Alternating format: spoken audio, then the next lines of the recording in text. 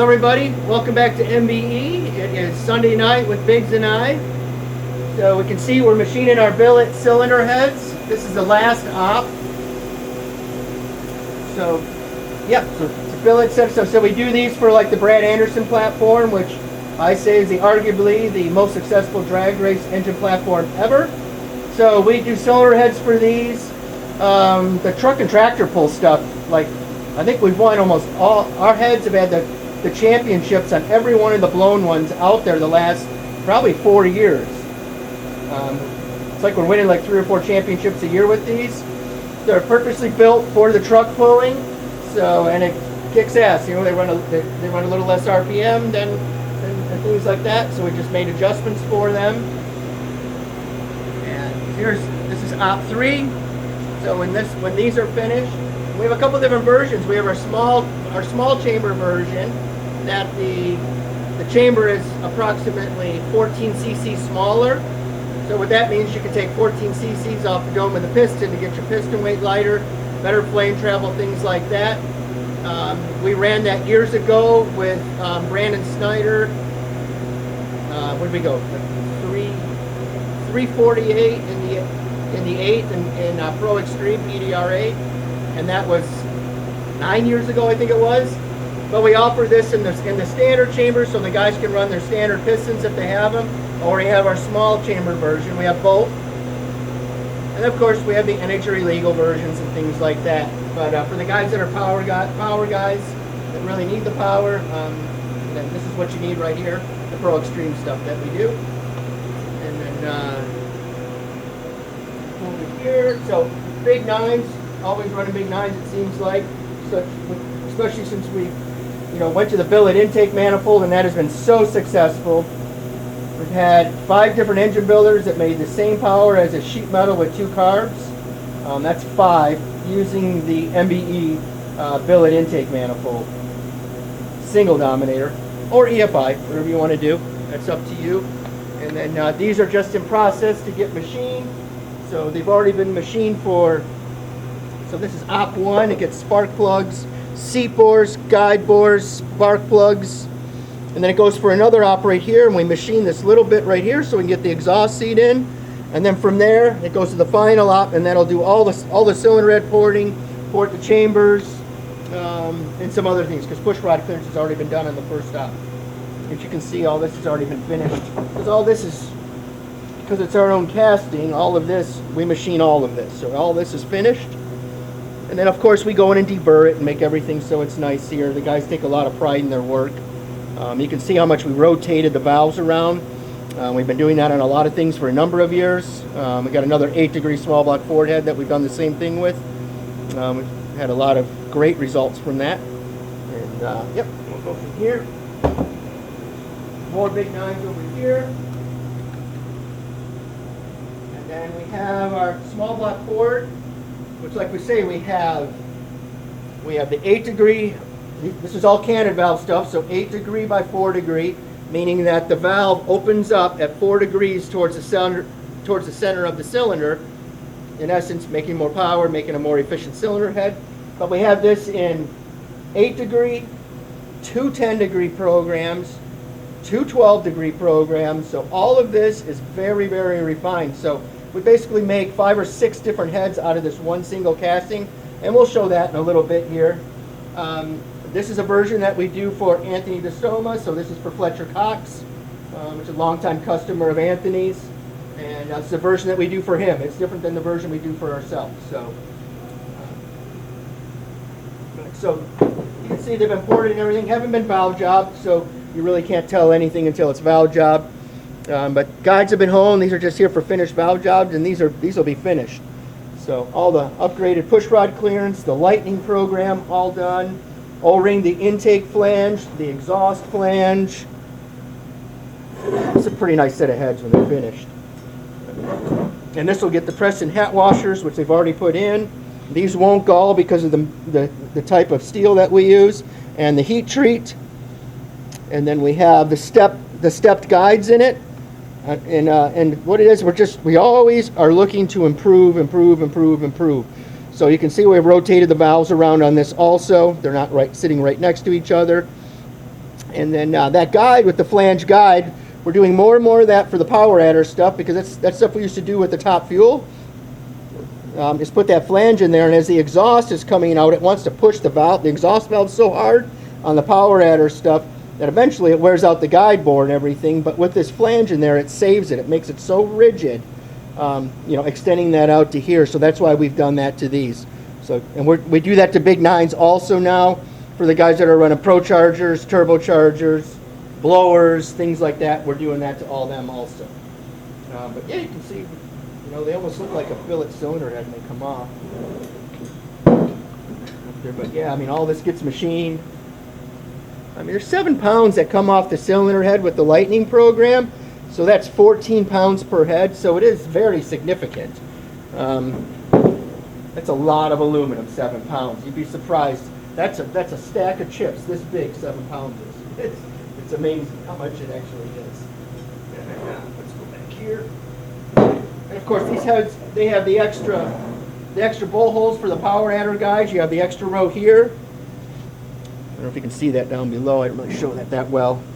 But these are the helpers. So what's nice about this is CID casting. All we do is machine the hat washers in it, but now you can run the extra bowl holes. Instead of doing a typical 10 on the forge, you can do 18, because there's also extra ones on the deck side also right here. So it just makes it for the power adder stuff. Basically, if you blow a head gasket out with that, it's doing you a favor, because it's probably just going to blow up anyway. So there we go. Let's go in here. There's some big 9s that are finished porting. It's nice. Got the serial number on them and everything, and then we'll deburr this. The guys will do everything nice. They do such good work. And here. One of the big 9 intakes that we were talking about that makes the same power as a sheet metal with 2. So like I said, we've got many different engine builders. Doesn't weigh much, 18 pounds.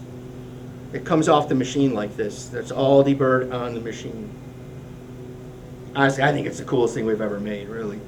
I like this better than some of the billet heads we do. I think it was more difficult than the billet heads, honestly. But the gains are really big. So, there's a savings of weight from the cast one of 18 pounds. That includes the valley tray that we have to run with it for our stuff. But 18 pounds, 50 to 60 horsepower, or dropping a carburetor. You don't have to buy one. You can just buy one. Or one throttle body, understood. And then Bob's porting a manifold right here. This is for the Northeast modified stuff right here. So it's a special version manifold that we get. Bob has removed 750 thousandths of material just in this area. So to say that we don't spend time porting an intake manifold, you can't. The other thing is, we wouldn't be doing it and spending all that extra time if it wasn't important. 3/4 of an inch. It's a ton of work.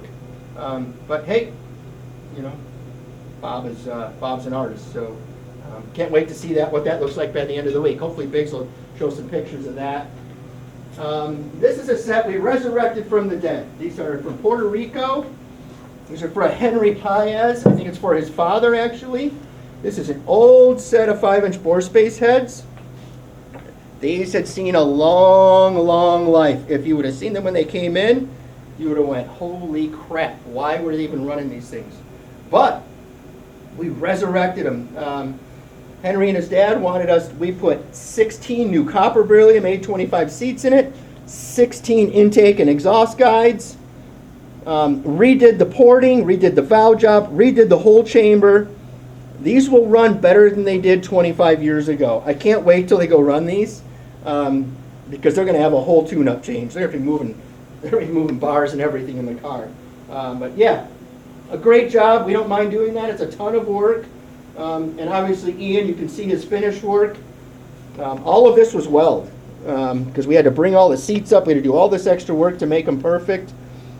And Ian's finished work is really bar none. It's some of the nicest work I've ever seen.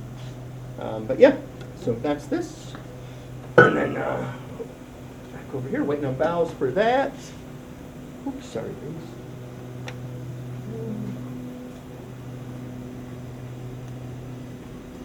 stuff to be serviced all through here and repaired.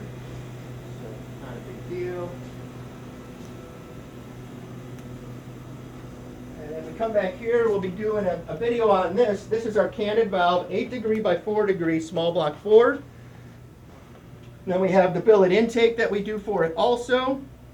Once again, the billet intakes are making great power with a huge weight savings. But this is real deal. We do not embellish the numbers. That's on a 1020 bench. But these are real numbers, people. This is by far the best head I think it's the best small block head we've ever done, truthfully. I think we've changed the way we've been doing some porting because the casting will allow us to. So actually, we kind of did some things a little bit differently. And I really like it. I think to the normal person looking at it, they probably wouldn't notice it. I highly doubt they would. But the results are here. I mean, this is going to make close to 3 horsepower per cubic inch. It's going to be, it might make 3 per cube. That means 400 cubic inch, 1200. You know, depending on dynos, we know how those get exaggerated. But these are real numbers, people. I mean, this does go 500 on that bench. And if you've seen us in the past, some of the other stuff, 495, 492, 497. If it doesn't go 5, I don't put it on there. It's very easy to get checked on that. So, and I'm not here to bullshit anybody, but this is a very fast port. It's 142 CFM per square inch. Cylinder, some of the cylinder porters will understand that. That is a very fast port. This is not a huge port. This is extremely efficient. But look at these mid-lift numbers even. I mean, the 500 number, 387. Then it jumps to 438 at 600. Most Ford heads don't even go 438. Okay? And they just the gains are huge. I mean, look at this, 438 to 469. These are real numbers. These are not embellished. And then, of course, it's got a Gesso rocker system with it. We can either do it with the aluminum rockers. We are a fan of running rockers that are not lightened. That valve, what we've learned on the valve train side, that the lightened rocker really doesn't affect anything, and that's why so many people use steel rockers. So if you go on the Spintron, there's nothing there, and that's why Cup teams and NHRA Pro Stock teams that can afford it run steel. And then you look at the Gesso work with the rocker bar, all the fasteners holding the bar on. But we can do these in either steel or aluminum. Steels are typically about $1,600 more, per kit. It's beautiful. I think they're well worth the $1,600. I mean, to me, that's a piece of art. I mean, that's something to pull the valve cover off. You can be really proud of, I think. But this thing's pretty. So this is how we start out with the casting. So no spark plugs, no seat bores, guide bores, chambers. It's just been cubed. That's it. Nothing on this side. This rocker pad will get machined.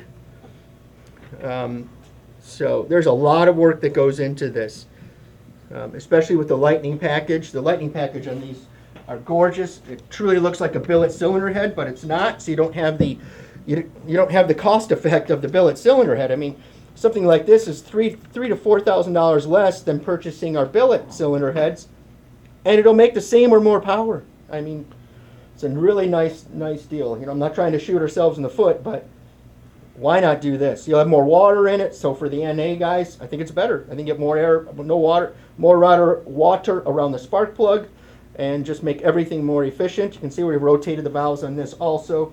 All of the fasteners holding the bar on. And then we got, large valves in this. Inch 590, inch 310, so a lot of valve area. And we do these with either Exeldynes or Victories. And we can do hollow stem, or we can do solid stem, whatever you might need.